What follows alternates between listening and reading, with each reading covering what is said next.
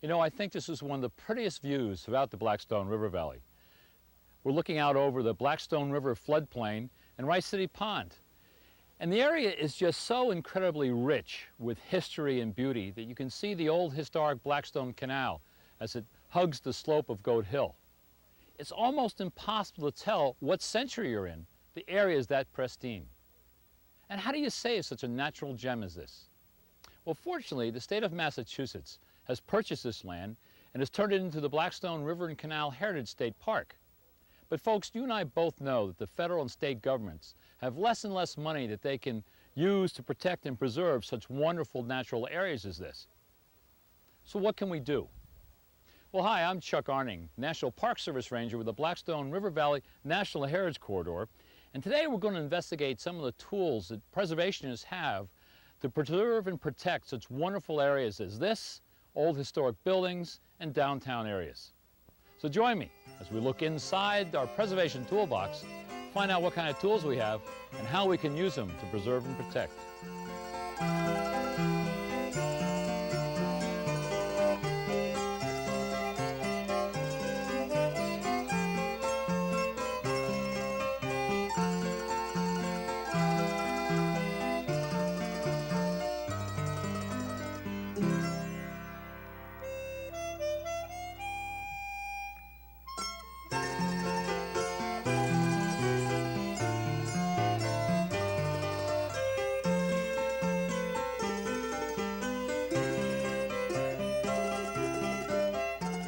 Here's a riddle for you. What is it that we always put off doing, and yet we know we must? We rarely take the time to do it right, and eventually we always pay for it down the road. The answer? Planning. Now, a good plan helps us look into the future and see what the future will bring, both the good and the bad. Now let's learn with a small community, the town of Mended, Massachusetts, and how it's learning to deal with planning for its future. We're going to catch up with Kevin Rudden, who's the chairman of the Land Use Committee, and Chris Noonan, member of the Mended Planning Board, and talk about the Mended Master Plan. Well, Chuck, a master plan basically is just a way of guiding the town's residential and commercial growth into the future by saying what are your priorities, putting forward any laws that may be necessary or bylaw changes to do it, and agreeing on basically a plan that says we agree this is where we want to be 20 or 30 years from now as a town. So it's a very futuristic document, isn't it? Absolutely. It's very much aimed at looking at, especially in Mendon, at preserving the best of the past as we move forward into becoming much more of a suburban town than a rural farming town. Well, some of the characteristics is we have one of the best early 19th century hilltop villages in the whole Heritage Corridor area. And that's a result of over 300 years worth of growth.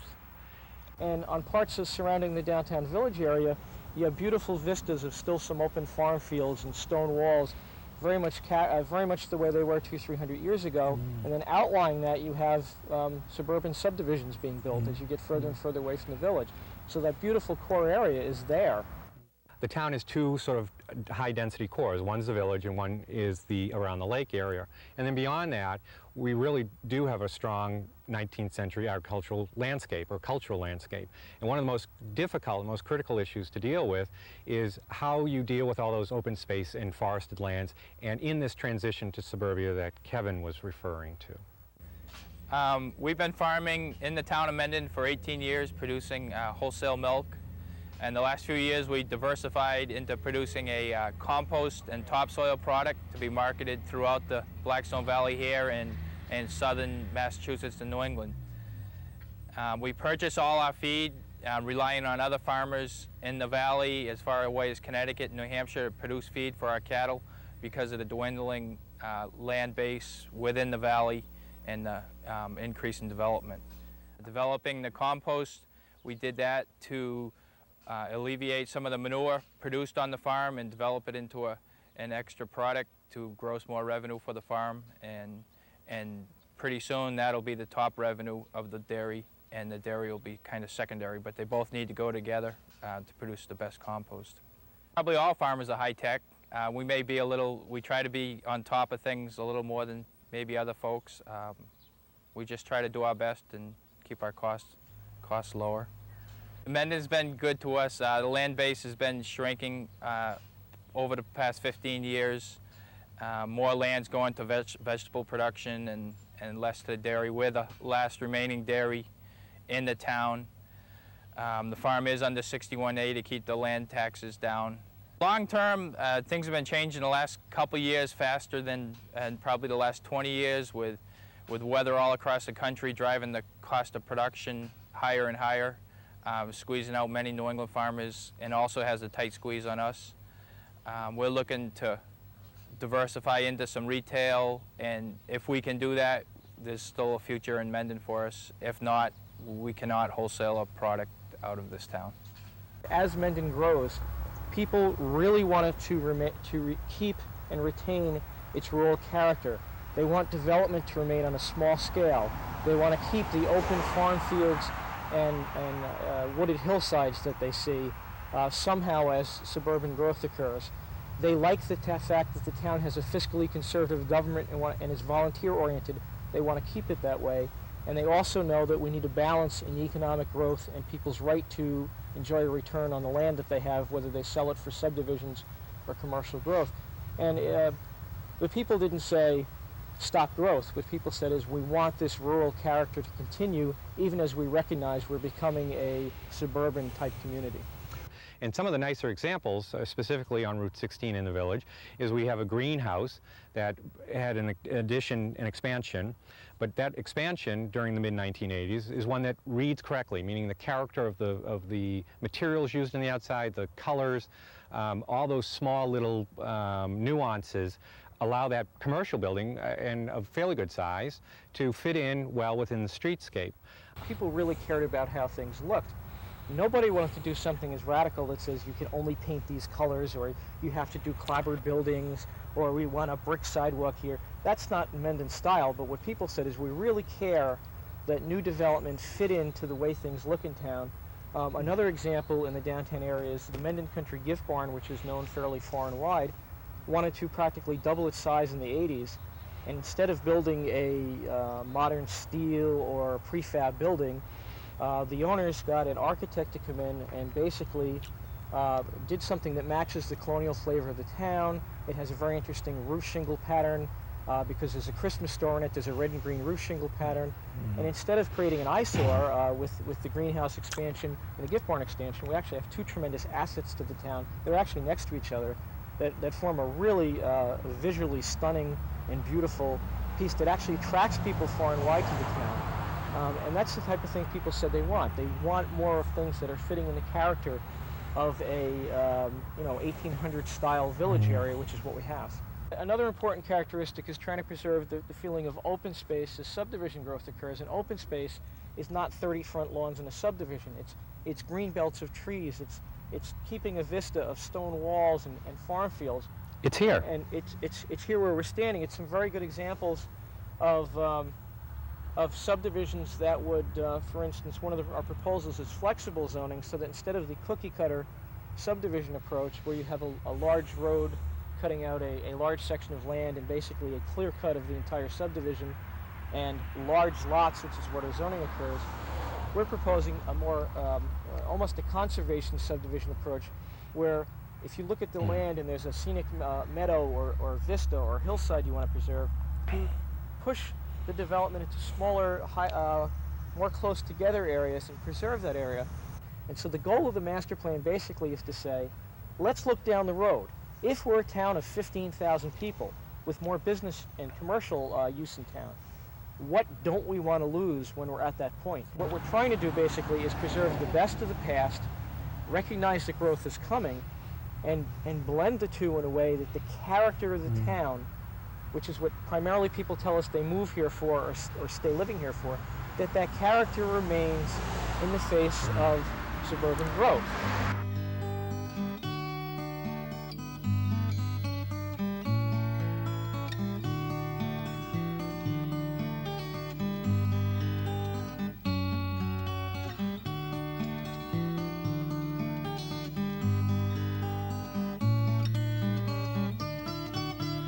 Hello, my name is Peter Coffin, Ranger with the National Park Service here in the Blackstone River Valley National Heritage Corridor. I'm standing in front of the Amidon Tavern here in the town of Mended. This tavern has quite a bit of history, but one of its more amusing stories is George Washington did not sleep here. Many houses will claim that George Washington slept here. Well, we know for a fact George Washington didn't, and I'd like to tell you why he didn't. This tavern was run by Colonel Amidon, who served with George Washington in the Revolutionary War. After the war, George Washington was heading from Boston down to New York, and he wrote his old war friend, Colonel Amidon, asking if he could spend the night with him. Amidon said, sure. So the day that he expected George Washington, Mr. Amidon alerted his servants and his wife saying, I'm expecting George Washington to stay here tonight, so please don't allow any new visitors. We won't have room. He went on to do his chores, and around midday, earlier than expected, George Washington sent ahead his 2 lieutenants to line up places to stay that night. They came and knocked on the door. They didn't say that they were with George Washington. They just said, do you have a place for 3 or 4 people?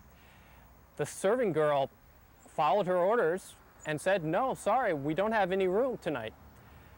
The lieutenants were a little miffed, but it was early enough in the day, so they went on into Uxbridge and arranged for George Washington to stay at the Taft Tavern, which still stands in Uxbridge.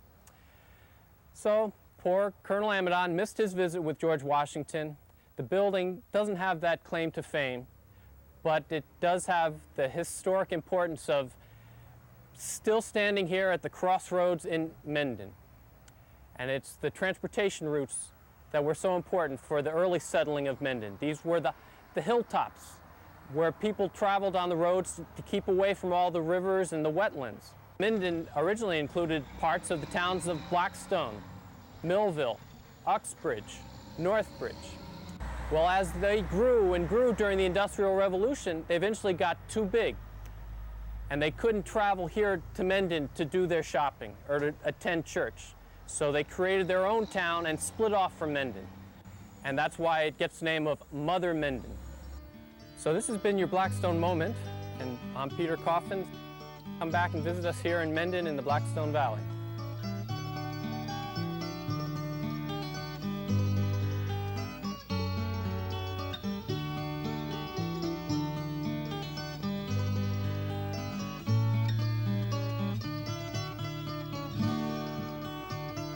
For many, the picture of Woonsocket, Rhode Island as a booming world textile center can only be found in the public library under Woonsocket city history. There are few who still survive who remember those old days. Yet Woonsocket, the city where Abraham Lincoln made a presidential campaign speech, a city where by 1870, 70% of its inhabitants were French Canadians, is now a city that's struggling to regain its urban charm. Now, how does urban America overcome years of neglect and decay? Well, to find out that answer, to hear about some of their successes, and also understand the tools they're using, we're going to track down a few people who are intimately involved with the planning and restoration of the heart of the city of Woonsocket. The city had no choice. The city had no choice but to go forward with this. We can't not do it. We have to bring Woonsocket to its future proactively. And the way we've chosen to do that is by focusing on its past, to take the best Woonsocket had to offer and to bring that into the future, to celebrate its history, what makes it unique, and guide Woonsocket to a healthy future. From an economic development perspective too, communities need to show off the things that they're proud of. And I think from an emotional point of view, I think people in Woonsocket are proud of the downtown area. They're proud of the fact that they spent a lot of time here in the 50s. They remember coming to the shops down here, and they're proud of the river.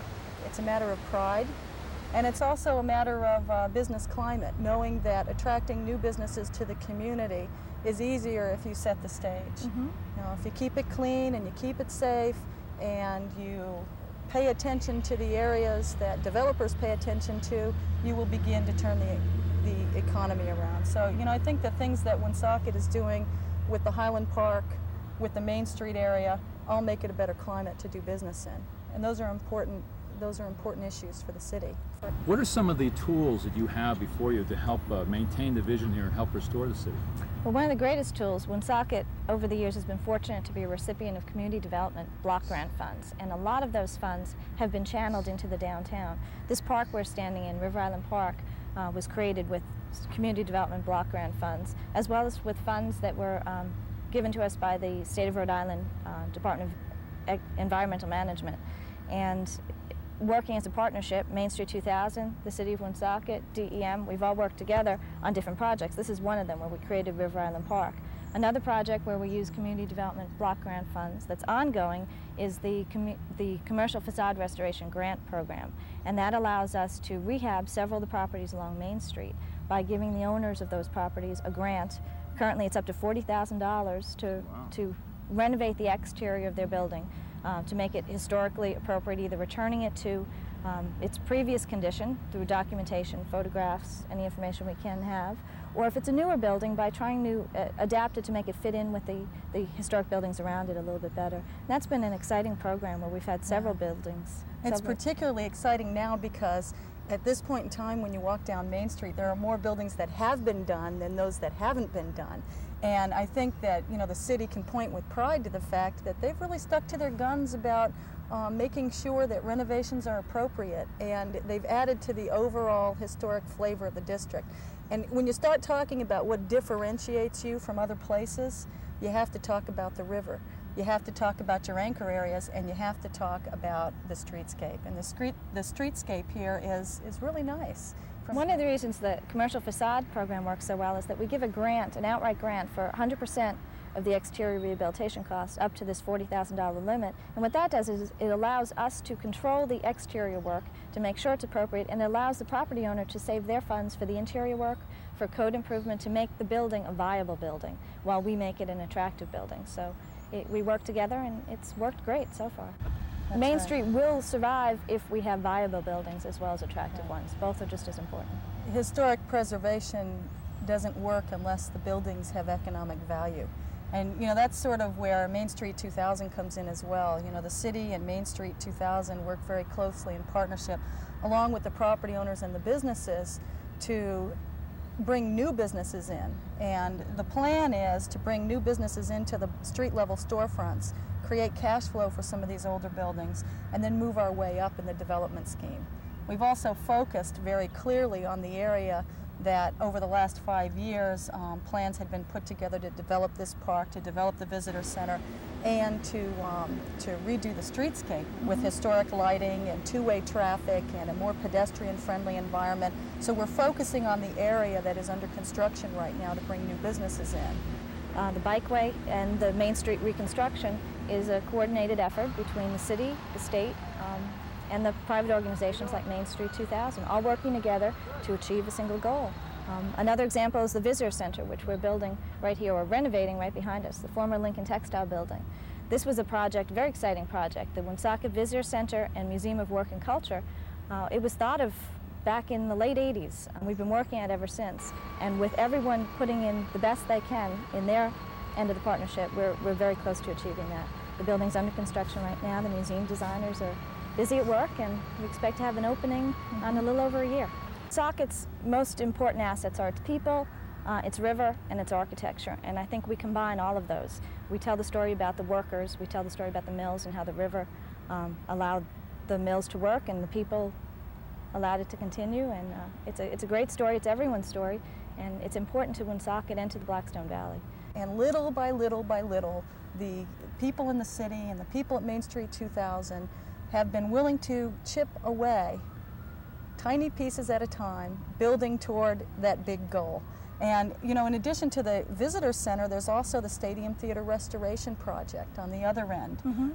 The former Mayor Langto is heading that up, and they're very successfully raising funds to renovate the historic Stadium Theater. That's another very exciting project. It's a theater that dates back from the 1920s. It's really spectacular.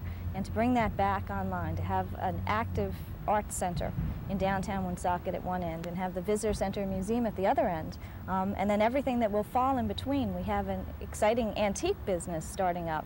Main Street 2000 is very busily sending out mailers and flyers and making telephone calls and talking to people in the antique industry. And we've been pursuing this for over a year now.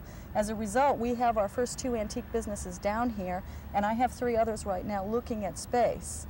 Because we think this is a perfect place to have a nice collection of antique and collectible shops. And there are other shops in the immediate vicinity so that a person can come down here who's interested in shopping for antiques and can spend a day out of it. And that's what we've been working toward. And we've always worked very closely, again, with the city, with any administration that's in there, and the property owners and the businesses, so that we're all sort of playing from the same sheet of music, that we all have the same vision and we all have the same goals. The visible signs are starting to appear, so that this vision that we've seen and our other partners have seen for quite a while is now becoming visible to the general public, and we're getting the people excited, and that's the best part of it. If you talk with any group of people who are beginning a preservation project, and whether it's restoring a historic building, creating open space, or revitalizing a downtown area, the one issue they all must contend with is the one of educating the general public as to why their project is worthy of their time, energy, consideration, and most importantly, money. And that's not an easy sell. And yet there's one tool available to them that can make a huge difference as to how successful their program can be. And that tool comes in the form of a camera, photography, the art of creating an image that captures the soul and character of a community. So learn a little bit more about how photography can create this process where an image says 1,000 words. We're going to catch up with the renowned Blackstone River Valley photographer, Salvatore Mancini. The camera has the ability to intensify and clarify a subject matter in a way that nothing else does. And I think black and white even more so than color. The preservation is that it's a hard copy, it's a document that people can look at, can be passed around, and it can be studied in great detail. I never thought of my photography as being a preservation tool. When I see how a particular photograph, in particular this one photograph that I've taken of Slater Mill, how it has inspired people, how it has transformed people to want to look at that subject matter in a different way, it's really been heartfelt. When I think of the photograph and preservation, I think it's the ability on my part to inspire someone to want to participate in the life of that subject matter and to keep it alive and around, for time. When I came to Slater Mill, my mind was filled with all the images that you're talking about, whether they be postcards, watercolors, paintings, historical photographs, and you're always trying to, you're not trying to duplicate, obviously, and sometimes you're trying to put that image back into an historical context. My theme was time and motion. So I wanted to be able to photograph from an area where you saw the river rushing at you in slow motion over the original dam, which was really why the canal was built, why Slater Mill was built, because of this original waterfall. And I wanted to see it from down below with Slater Mill up above. So I managed with ropes to climb down the cliffs, up these other cliffs underneath the highway, and position myself right there where you can see me. See the position where I photographed from. And then that's where I spent all my time. I brought down the 4x5 view camera, I brought my 2¼ 3¼ camera, all my filters, the tripods. I tried different exposures. I tried the 1/25th of a second, a 60th, a 30th, a 15th, an 8th, all the way down to a second. Then as the river would dry up, I did all those photographs also. But in all of those images, which literally dozens of images, with the polarizer to take out glare, the red filter to make the clouds more dramatic, there was only one photograph that worked.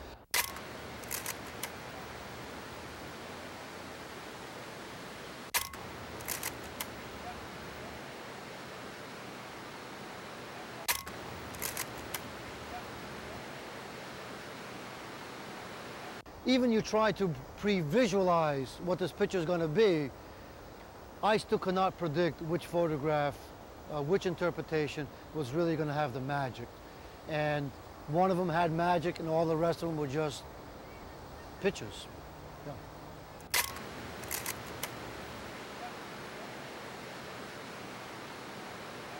I don't want to take all the credit. I mean, obviously I was taking the picture, I was the educated person, the educated eye that was behind the camera.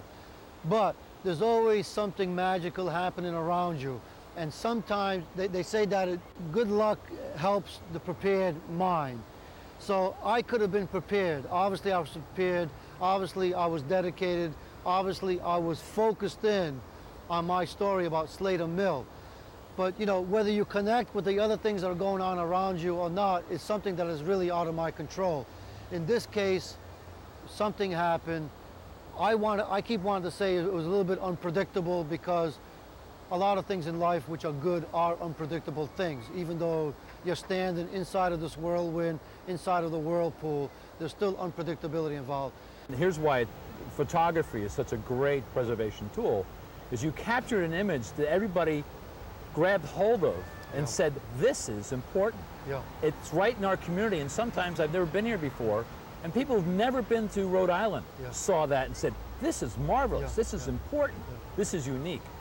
Well, I have to say I took the trail less traveled in this case, because I went to places where most people did not go. And in this entire project, you know, I went out with canoes, I went out with kayaks, I brought a machete, an axe, saws, ladders, all of those tools, because I had to often hack my way down to the river. You have to go down to the river's edge and walk away from the most obvious places and look at the different viewpoints. And that's what I did. When I see people inspired by a photograph, it's really an exciting thing, because what else can you do? I mean, everybody wants to inspire the general public. So they want to do it with theater, they want to do it with video, with movie, they want to do it with songs, with paintings, you know. But in this case, that one photograph, I have to say, has inspired thousands of people to look anew at this area of Slater Mill. So I guess the only thing I can parallel it to would be Ansel Adams and Yosemite. His photographs of Yosemite have become icons for everybody to use for preservation. But those photographs of Yosemite have inspired millions of people to look at nature and preservation, conservation, in a very different way, in a very personal way. And if I have to say, when you want to talk about the power of photography and preservation, I'd have to, if this one photograph can be utilized in the same way that the photographs of Yosemite have been used, I would say I did a good job, yeah.